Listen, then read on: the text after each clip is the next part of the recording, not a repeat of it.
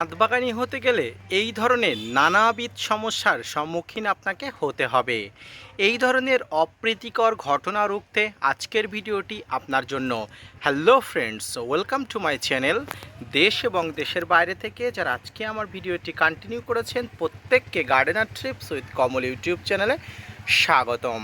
তো ফ্রেন্ডস, দেখুন এই মুহূর্তে আপনারা যে ফলটি দেখছেন, ফলটির মাঝ বরাবর ফেটে গেছে। এই ফেটে যাবার কারণ হিসাবে আমরা নানা মতামত প্রকাশ করতে পারি, কিন্তু নানা মতামতের মধ্যে যেটি সবচেয়ে গুরুত্বপূর্ণ সেটি হচ্ছে গাছের একটি উচ্চমাত্রার মাইক্রোনিউট্রিয়েন্টের অভাব। গাছে মাইক্রোনিউট্রিয়েন্টের অভাব হলে কিন্তু এই ধরনের ফল ফাটার সমস্যা শুরু হয়। ফুল ঝরা থেকে শুরু করে ফল ফাটা নানাবিধ সমস্যা কিন্তু দেখা যায় গাছে। তো ভিডিওটি মনোযোগ সহকারে ধৈর্য নিয়ে দেখতে থাকুন, অনেক উপকৃত হবেন আপনি।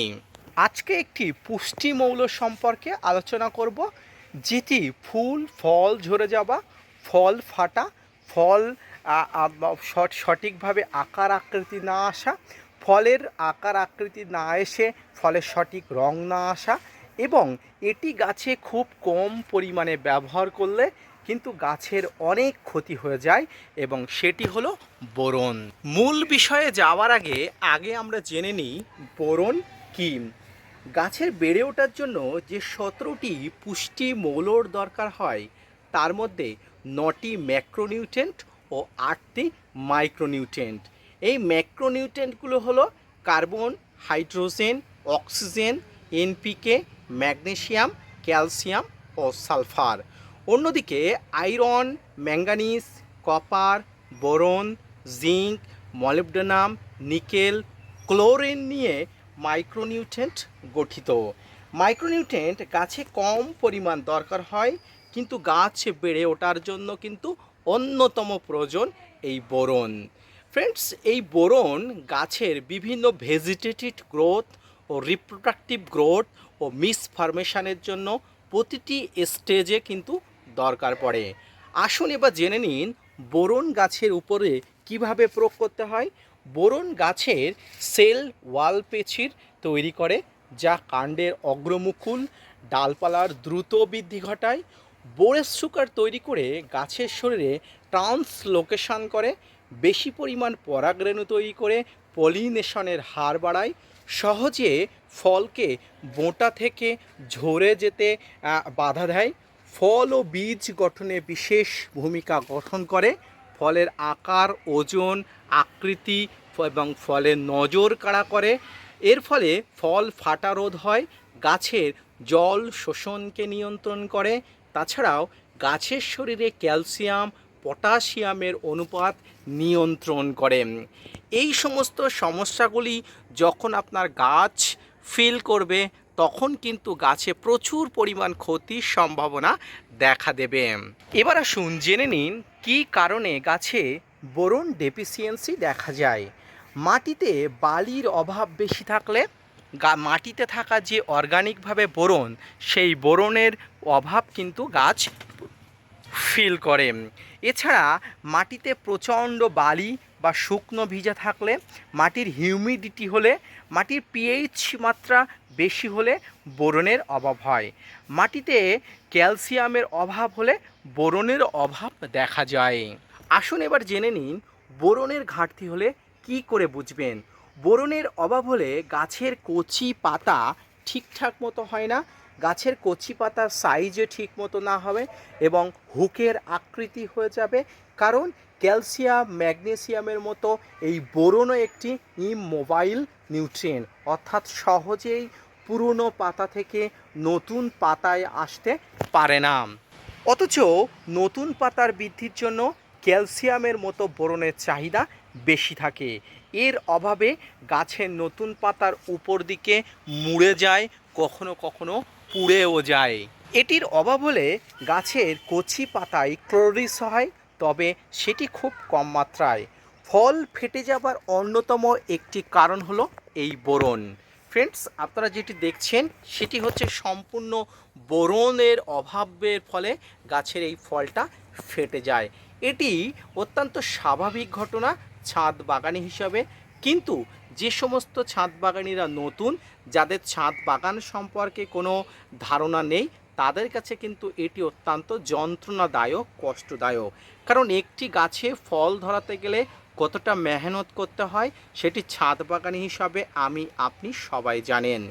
ফলের সঙ্গে পাতা ডালপালাতেও ফাটল দেখা যায়, ফলের গায়ে অনেক সময় বাদামি ছোপ ছোপ দাগ দেখা যায়। এটির অভাব হলে গাছে ফুল ফল আসা বন্ধ হয়ে যায়, ফলের আকার বিকৃতি হয়ে যায়, ফল শুকিয়ে যায় এবং সহজেই ফল গুটি থেকে ঝরে পড়ে। ফ্রেন্ডস, আসুন এবারে আপনাদের সঙ্গে আলোচনা করি যে কীভাবে বোরন প্রয়োগ করতে হয়, কোন কোন গাছে প্রয়োগ করতে হয়। সব ধরনের মাঠ ফসল, সব ধরনের তৈলবীজ, দানাশস্য, শাকসবজি, ফল মূলের গাছে এটি প্রয়োগ করা যায়। গাছের মধ্যে জন্য অবশ্যই ওয়াটার সলেবল 20% বোরন মাটিতে ও গাছে দুইভাবে প্রয়োগ করা যায়। অর্থাৎ যে ওয়াটার সলেবল বোরন বাজারে 20% পাওয়া যায়, সেটি কিন্তু আপনারা দুই ভাগে প্রয়োগ করতে পারেন। একটি হচ্ছে জলে গুলে, অপরটি কিন্তু মাটিতে। কৃষিক্ষেত্রে সেচের মাধ্যমে দিতে চাইলে প্রতি একর জমিতে 1 কেজি ও ফলিয়ার স্প্রে করতে চাইলে 1.5 গ্রাম প্রতি লিটারে নিতে হবে। টবের গাছের ক্ষেত্রে এর মাত্রা একই থাকবে। ফ্রেন্ডস, এই বোরন মিশ্র সার তৈরিতে কিন্তু অত্যন্ত প্রয়োজনীয় এবং মিশ্র সার তৈরির সময় কিন্তু এই বোরন ব্যবহার করতে পারেন। গাছের বোরনের অভাব দেখা দিলে তারপরেই গাছে বোরন প্রয়োগ করতে হয়। প্রয়োগ বেশি হলে অনেক সময় পাতা পুড়ে যায়, মাটি টক্সিক হয়ে যায়। তবে মাটির পিএইচ মাত্রা 5.5 থেকে 6.5 বেশি থাকলে বোরন ভালো কাজ করে। ফলিয়ার স্প্রে 15 থেকে 20 দিনের ব্যবধানে আপনাকে ব্যবহার করতে হবে ফলের ওপরে বা ফুল ধরা গাছের উপরে। এই ধরনের সমস্যা থেকে দূর হওয়ার জন্য, ফল ফেটে যাওয়ার হাত থেকে দূর হওয়ার জন্য কিন্তু বোরনের ভূমিকা অনস্বীকার্য। তো ফ্রেন্ডস, আজকের ভিডিওর মূলত আলোচনার বিষয়বস্তু ছিল গাছে বোরনের ঘাটতি এবং বোরনের ঘাটতি হলে কী ধরনের সমস্যা দেখা দিতে পারে। এই বোরন এমন একটি মাইক্রোনিউট্রেন্ট, যে মাইক্রোনিউট্রেন্টের অভাবে কিন্তু আপনার শখের ফলগুলো কিন্তু এই ধরনের দুর্দশা হতে পারে।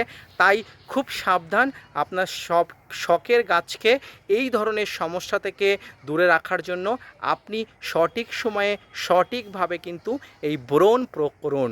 তো আজকের ভিডিও থেকে আপনি যে তথ্য জানলেন বোরনের গুরুত্ব এবং বোরনের প্রয়োগ বিধি, কৃষিক্ষেত্রে এবং ফল ফুল শাকসবজি গাছে বোরন কীভাবে প্রয়োগ করতে হয়, পাশাপাশি বোরনের অভাব বা ঘাটতির জন্য গাছে কী কী ধরনের সমস্যা হয়, সব কিছু নিয়ে আজকের যে উপস্থাপনাটি কেমন লাগলো অবশ্যই কমেন্টস করে জানাবেন।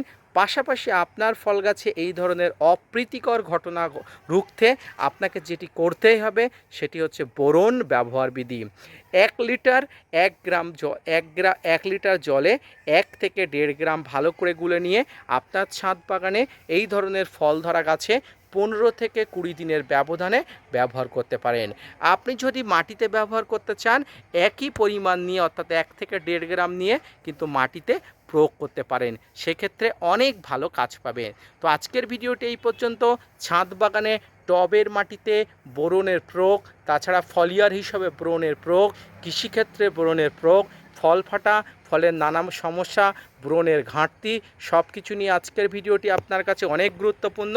মনোযোগ সহকারে ধৈর্য নিয়ে দেখার জন্য অসংখ্য ধন্যবাদ।